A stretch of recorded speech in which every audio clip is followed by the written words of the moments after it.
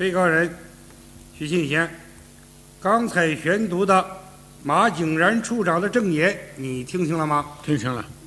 马景然处长证明，1989年5月18日晚饭前，他把你从军区机关主楼送到军区85楼招待所休息。你对马景然的处长的证言有什么意见？没有。辩护人有什么意见？没有。下面宣读38集团军司令部管理处汽车派司专业军士徐钦贤的汽车司机平发奎证言揭露。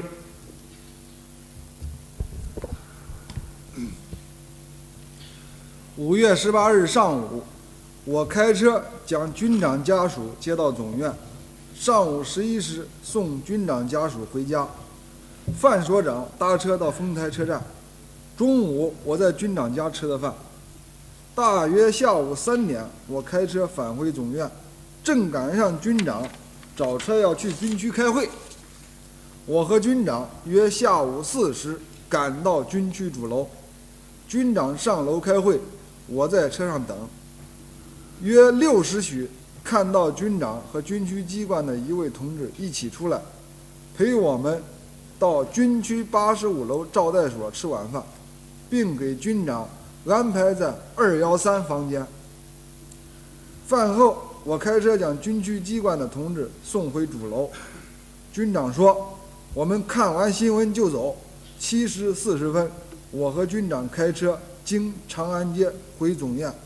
1989年6月2日。刚才宣读的汽车司机平发奎的证言，你听清了吗？听清了。汽车司机平发奎证明，1989年5月18日下午，他开车送你到军区开会，晚6点许将你送到85号楼招待所213房间，晚7点40分又把你送回军区总医院。你对汽车司机平发奎的证言有什么意见？没有。辩护人有什么意见？没有。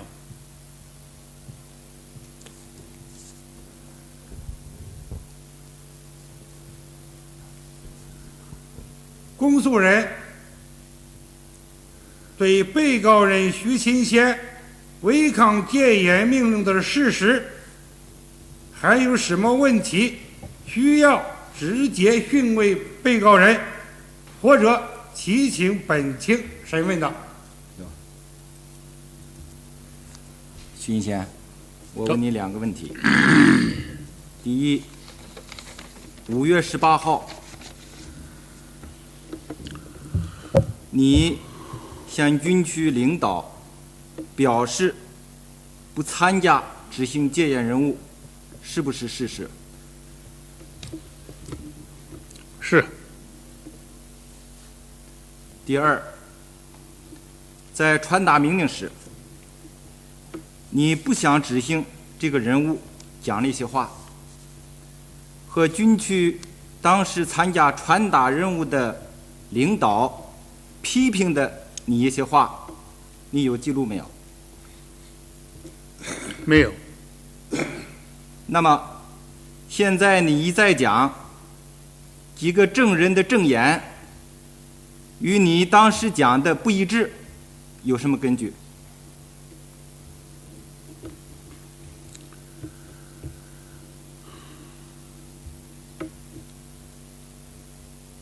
是不是靠回忆啊？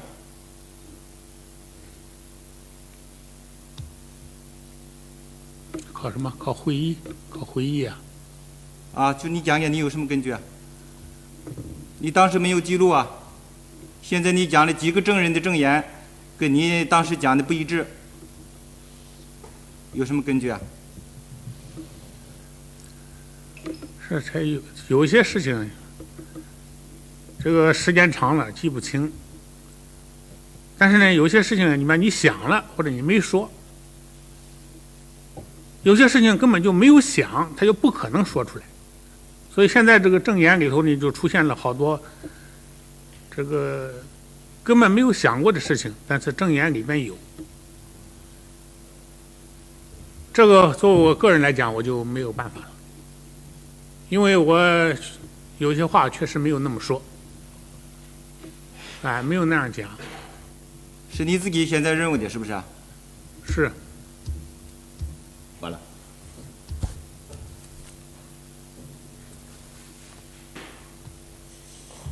辩护人对被告人徐信贤违抗戒严命令的事实，还有什么问题需要向被告人直接发问，或者其庭本庭审问的？好，我讲一个问题。徐金贤，这个1989年5月18日之前，你是否带领部队进京执行过任务？18日以前呢？对。18日执行过，从4月份就开始了，4月22、4月27、5月4号，3次。执行的情况如何？执行情况那都没什么问题，那完成了任务，和群众围拦军车都没发生太大的问题。好，我问完了。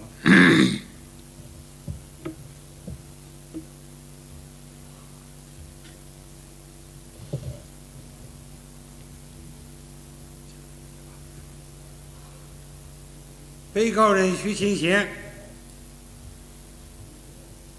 调38集团军到北京执行戒严任务，这是中央军委的命令。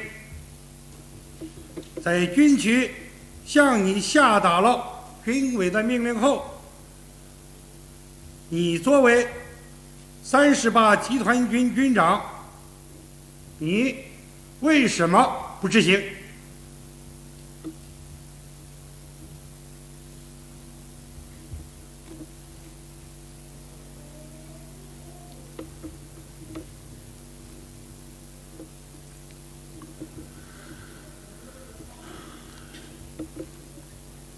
因为5月18号这次执行任务，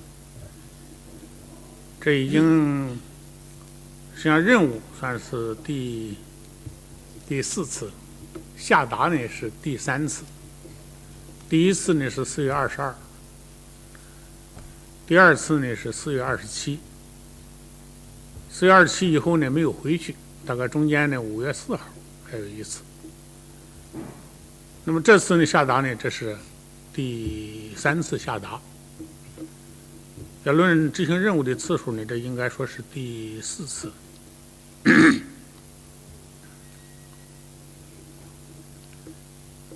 在这个之前呢，调来执行任务，第1次问题不大，因为是胡耀邦逝世追悼大会以后送灵，中间呢这个围观的群众啊比较多，保证灵车这个通过不受阻。和公安呢、武警啊，加上群众啊，共同维持秩序。第2次是4月27，突然的下午，迅速调部队进京执行任务。维持秩序，保卫，协助公安武警保卫重要目标。这次执行任务过程当中呢，这个出现了呢这个群众啊，这个围啊、拦呐、这个军车这样一些状况，主要对军队这个行动啊不理解、不支持。当晚没有返回，说住下来。住到北京啊，一直到把5·1、5·4过完。这部队来的时候呢，是也没有带食品，因为原来就是以为当日完成任务，当日返回。在购买食品当中啊，这个商店呢、群众啊，也采取了不合作的态度。一个是不卖给，一个是呢要高价。总而言之，所遇到的情况呢，就是群众对这个军队啊，这个情况啊，不大那么太支持，不大太理解，啊，有情绪吧，有的还向这个军队吐苦水，说你们不到前线去作战，上这干什么来？这个发生这样一些事情吧。另外，在这个期间呢，这个中央领导同志啊，当然包括舆论自不待说啊。我说这包括中央领导同志，都做过关于解决这个事件吧啊一些重要的指示。总的意思呢，这个事情5月4号以后呢，这个事情没有完，但是呢，这个以后呢，就是要争取呢纳入民主法治轨道来解决。对于部队前几次执行任务啊，这个没有动刀，没有动枪，没有流血，没有冲突，这个首长们都比较满意。所以当时存在的这个期望呢，就是还是希望这个中央啊能够这个下一番功夫，多做一点工作。而且从4月底啊，这个做工作的情况来看呢，这个有明显的这个效果。说4月27号这个游行以后啊，这28、29啊，这个国务院发言人袁木做了一次对话，这个整个社会影响吧还是很大的。5月4号执行任务过程当中啊，这个游行队伍啊并不是那么很大的，就是响应的人呢，参加的人呢都不是那么很多的。因为这个我从西山往那去的时候，经过街上也看了看，说在这个形势下，感觉做的工作还是可以解决问题的。但是不知道什么原因，从5月4号以后啊，这个一直到这个5月18号这个期间呢，好像这个工作这个停顿。当然现在咱们知道中间有很多复杂的情况了啊，其中包括赵紫阳啊支持动乱，是吧？分裂党。所以我就觉得你这个工作，该做的工作没有做，或者做的不够，是吧？劲儿还没有使完。这完了以后呢，这个现在这个事情闹得这么严重，马上就要采取这个用这个武力这个办法来解决，这个搞不好就造成冲突，造成流血事件。所以对这件事情呢，自己是有意见的，有看法的。所以对这种看法，觉得还是想向上边提出来。这个想使这个事件吧，我们建国以来出现这么个事件，能够尽量的处理的好一些，别造成这个历史上呢这个遗留个什么问题吧。我基本想法这样的，就是希望这个问题能够妥善的得到解决，不至于发生冲突，不至于造成流血事件。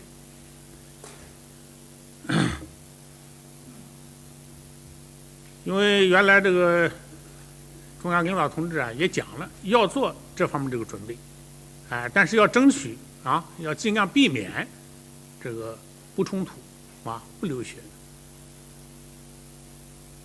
但是后边采取这个行动呢，这根据自己看到的情况，特别4月下旬接触这些情况，我那你也带着武器来了，是吧？带着坦克、装甲车，是吧？轻重机枪，这个当这个工作当前做到这样一种程度，群众情绪很大，这个群众这非冲突不可，这一冲突以后，你又带着枪、带着武器，非流血不可。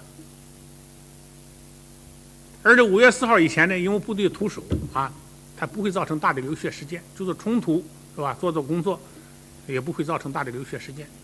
就感觉这一次呢，你带着武器装备来了，这个流血冲突这个好像是不可避免，思想顾虑比较多，主要是这个问题，所以自己思想上不通，自己表示不愿意参加，根源基本上都在这会儿，至于其他的我以后再说。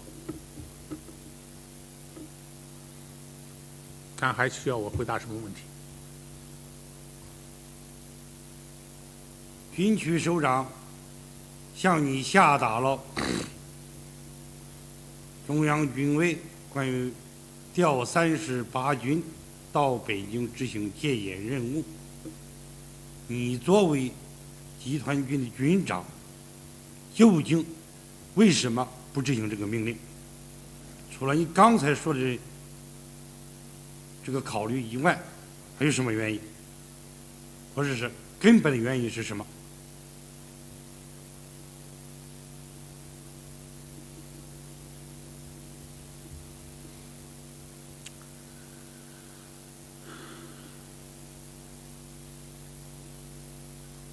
我审判长说的这个意思我还没有听太明白，请您再讲一遍。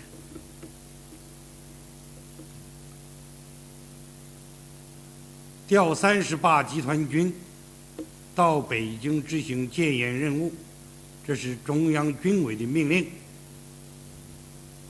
军区首长向你下达了军委的命令以后，你作为集团军的军长，为什么不执行？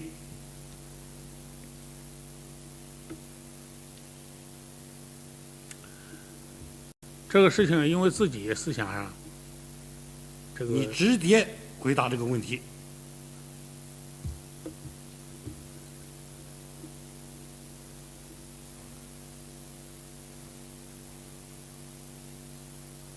因为思想上不同，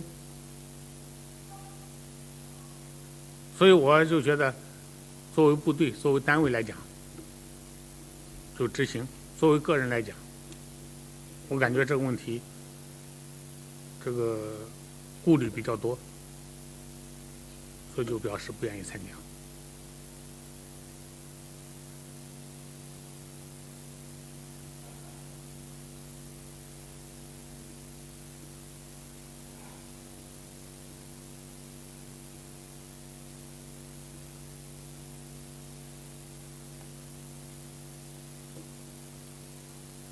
当时就是这么想的。当时啊，当时主要就这么个想法，就感觉这怎么办？是吧？意见是吧？作为提这个意见，我有意见，我有不同意见，我把这意见说了，说了也没人采纳这些意见的，没采纳意见，这个结果可能还是这么个结果。我也再也没有别的办法，是吧？所以作为个人来讲，思想不同；作为观念上来讲，我觉得作为一个单位，作为我们这个党领导这支军队，应该是坚决执行任务。作为个人来讲呢，所以我就不想参加了。思想有情绪，我感觉这么处理这个问题，好像是不合适。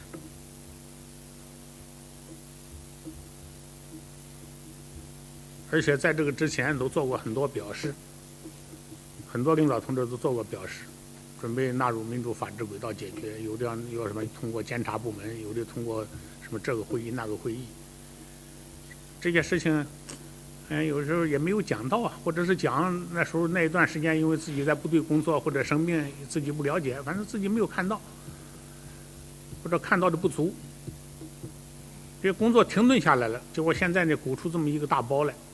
哎呀，一下子完了以后用这个办法解决，又没有做工作的时间，这不要冲突吗？这出大事情吗？就基于有这么样一种严重的思想顾虑。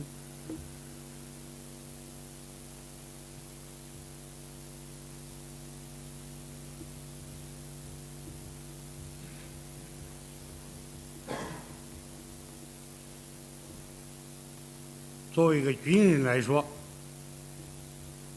服从命令是天职。作为军人职责来讲，下级应该坚决执行上级的命令。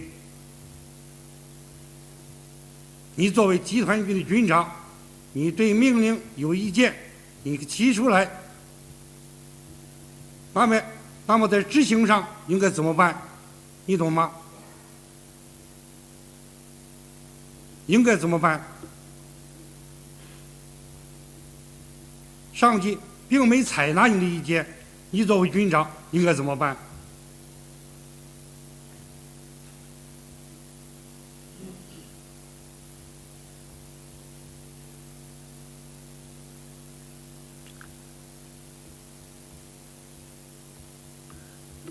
这个问题，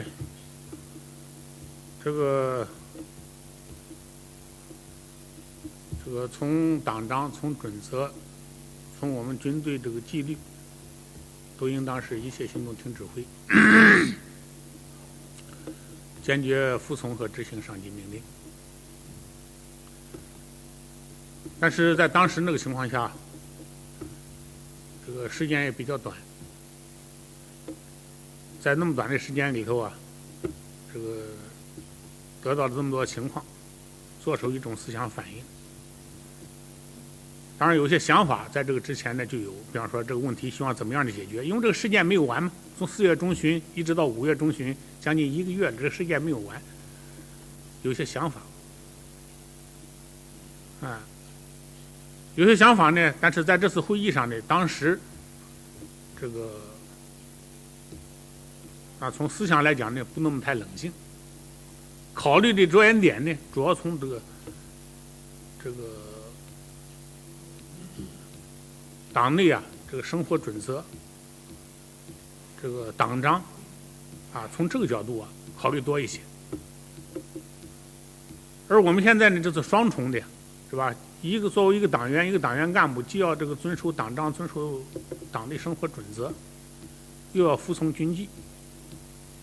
服从命令，听从指挥。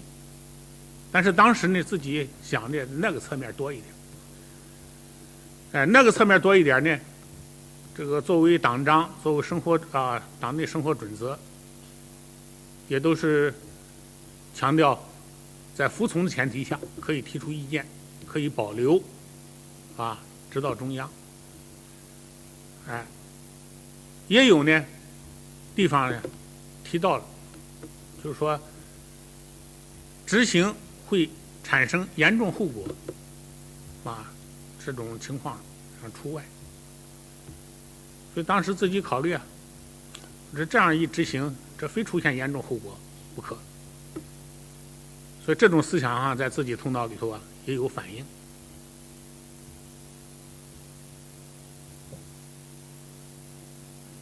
这就使自己产生了错误的想法，错误的态度，讲了一些错误的话，最后出现了这样一个结果。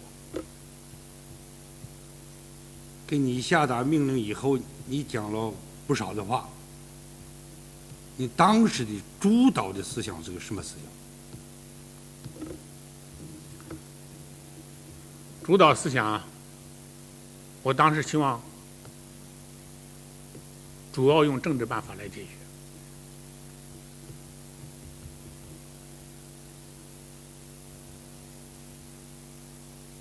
政治办法如果解决不了，这个中间这个证言里都没有。实际上我提到了呢，把这个部队也调到北京近郊，保持威慑。那就是说，现在这个事情不好办嘛，我不好办，我作为把部队调到近郊。有强大的武力做后盾，再来试图用政治办法解决，再解决不了的话，完了以后再下一步。但这个话现在只有我说了，证人证言里头都没有这个。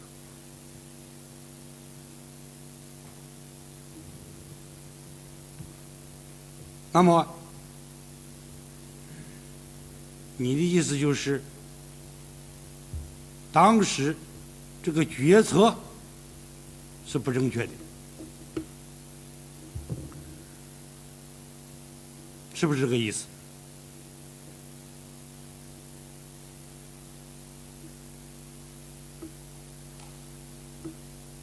对这个事情，反正是有怀疑。对这个事情有怀疑。这是有怀疑。有怀疑。就说这样做究竟对不对，是吧？这样做合适不合适？所以要不然的话，我就说，中央政治局、国务院、中央军委好好讨论一下子，究竟怎么办合适，怎么来的，那就显然对这个事儿有想法，是吧？这样决策就是合适不合适？所以提出了决策的科学化和民主化的问题。不是不讲科学民主决策吗？所以有建议呢，就是怎么办？当然，这个建议多余了。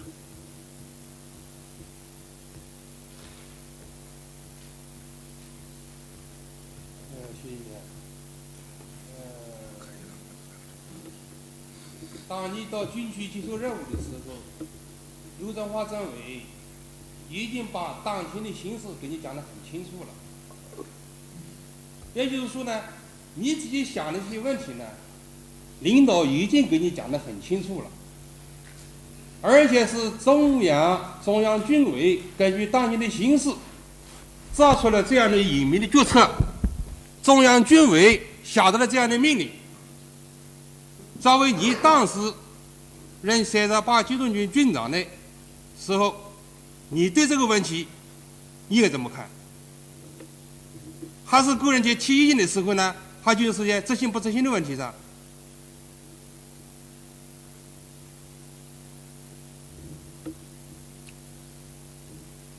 如果说当时的形势没有给你交底，你怎么想都可以。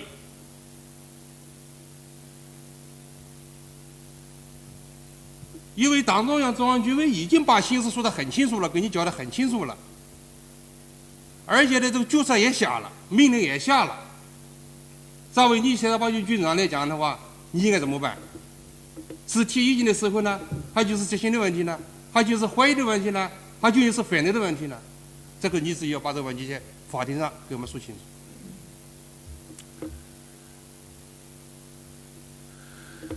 这个刘政委在那个说情况传达上级会议情况的时候啊，已经说了一些情况。这个就是说，这个对这个情况呢，这个不是完全就是上级没有交底，就是上级已经这个说明了这个一些情况，但是自己头脑里头呢，它有一些惯性的东西。这个惯性的东西呢，就从军区读书班是5月11号结束的，是吧？5月11号以前，就好像这个事儿基本上就完了，再做工作就快结束了。结果中间在部队工作几天，结果鼓捣的就起来了。当然起来的背景就不知道了，是吧？可是起来了以后呢，观察形势，又没有什么强有力的人物出来做工作，出来发表讲话，或者再进一步的发表什么东西啊？当然现在知道了，因为中央内部有情况，不可能有人出来再讲话了。但是根据当时情况来看，那没有个强有力的人物出来再进一步做工作，是吧？你到这个5月4月底，这个国务院发言人袁木出来做了一次工作，算结束了。这感觉有问题，所以对这个上级传达的这些东西呢，自己呢，这个既相信，但是又看到这工作还不够，这工作不够，现在这个好人坏人现在还没有分开，这个群众情绪还很大，在这样的情况下就采取这个办法，就感觉要弄好就出乱子。被告人请注意，不要再讲过程了，不要回答刚才提出的问题。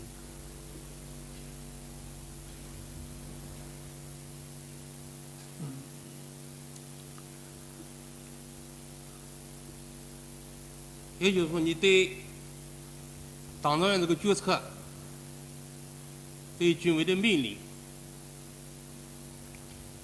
当时是这么个态度。你刚才讲是怀疑态度，其实怀疑态度，除了持怀疑态度以外，你还有什么态度？一个是你想的，一个是从你行为上来表示这个问题。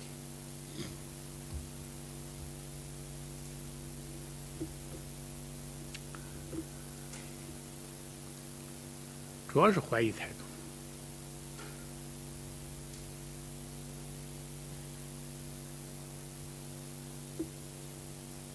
就怀疑这样做合适不合适。怀疑了以后，你又不执行这个命令，说什么？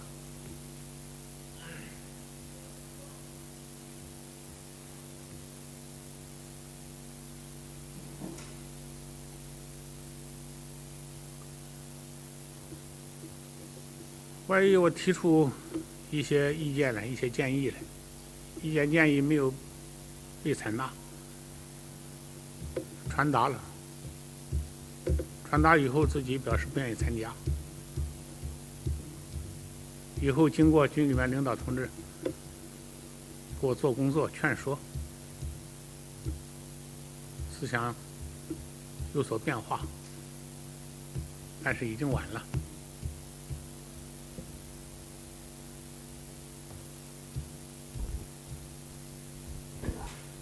你对军委的命令，你刚才说了，是怀疑，是怀疑军委命令的什么？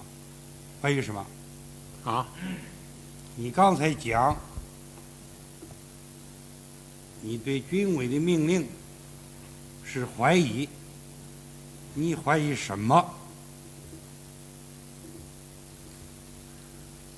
主要就是用这个办法来解决这个事件当时是不是合适？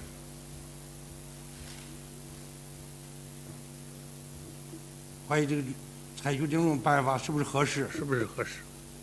是不是可以说你是怀疑这个决策是不是正确？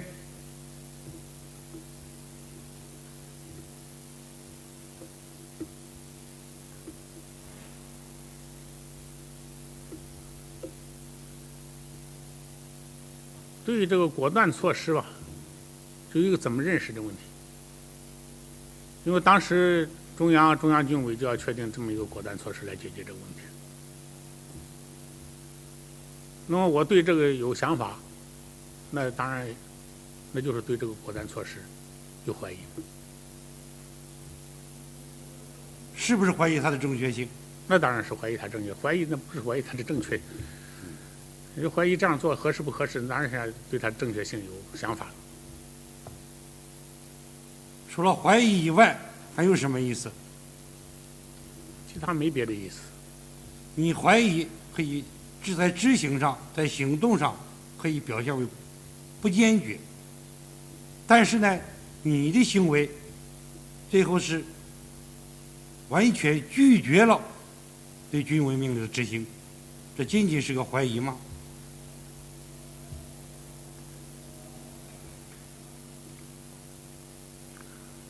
当时我觉得，从我个人来讲，在当时的想法，还没有觉得自己是完全拒绝，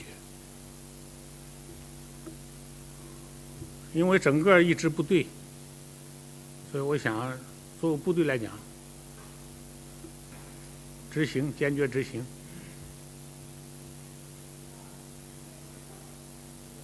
但是自己作为一个指挥员来讲，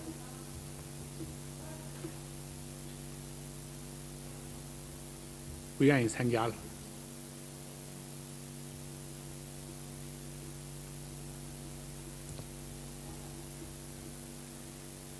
刚才已经提出来了，你是怀疑还是反对的问题。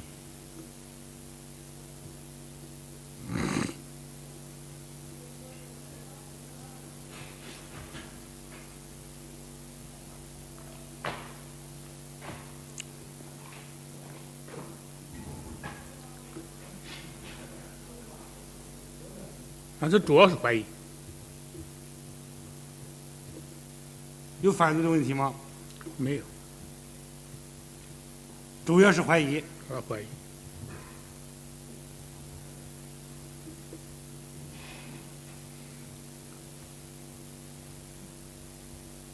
你怀疑思想是怀疑，你行为上怎么呢？表示什么个意思啊？行为上表示的就是我不愿意参加，不愿意参加。不愿意参加。你可以任命我当军长，有个撤这个军长，这什么意思啊？这个呢，都是在这个和首长们在这个茶话过程当中讲。有的时候队长出来一句话了，这就没怎么说啊？这是这么样说出来的，不是像有些证言里面讲的，就是说完了以后，统统的是我说，那个我们与当时的情况不相符。就是我说一句话，首长说一句话，哎，首长有时候提出这么问题来说这么一句话，我怎么回答？有的时候我们不吭气了，有的时候我说出一句话来，说这个话都是从这种情况下出来的。这个话是不是表示你进行不执行命令这个表示呢？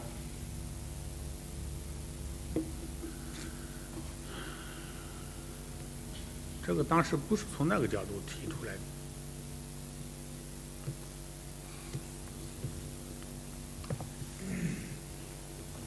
被告人徐新贤，你对中央军委的命令究竟是怀疑还是反对？这个问题主要的看你的行为。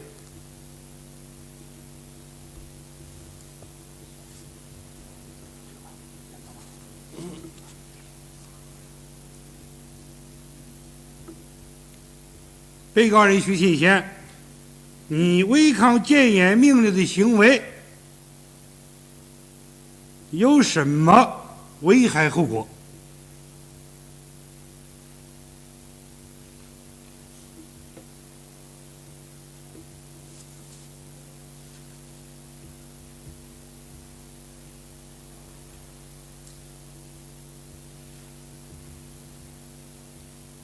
这个你知道吗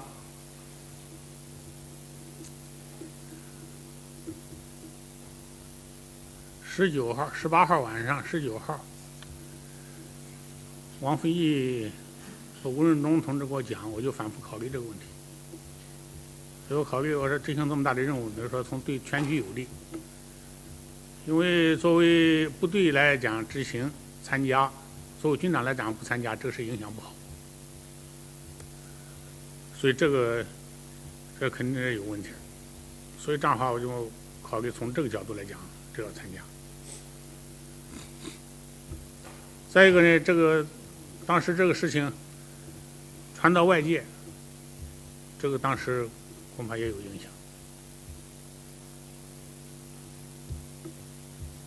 另外，当时都在执行戒严任务，这个自己的这个行为，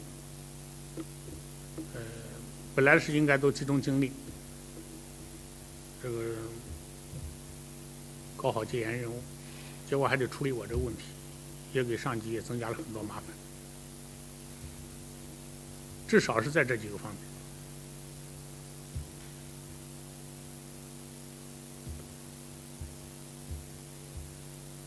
还有什么？没有。